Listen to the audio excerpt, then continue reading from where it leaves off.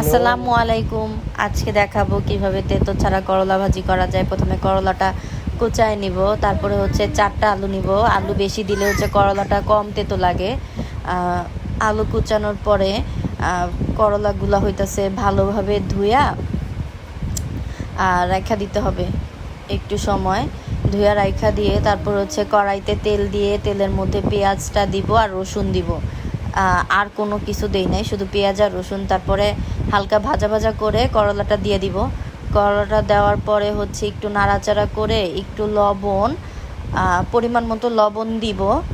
লবণ দেওয়া হলে একটু হলুদ দিব, জানি আর কি কালারটা সুন্দর আসে। হলুদ, হালকা হলুদ দিলে একটা সুন্দর কালার আসে। ভাজা ভাজা করব। ঢাকনা দেওয়া যাবে না, ঢাকনা দিলেই হচ্ছে করলা তেতো লাগবে। করলাটা হচ্ছে আমি লবণ দিয়ে আগে থেকেই লবণ দিয়ে তারপর হচ্ছে কচলাই নাই, লবণ দিয়ে কচলানো লাগে না। ঢাকনা ছাড়া রান্না করলে করলা এমনিতেই হচ্ছে তেতো লাগে না।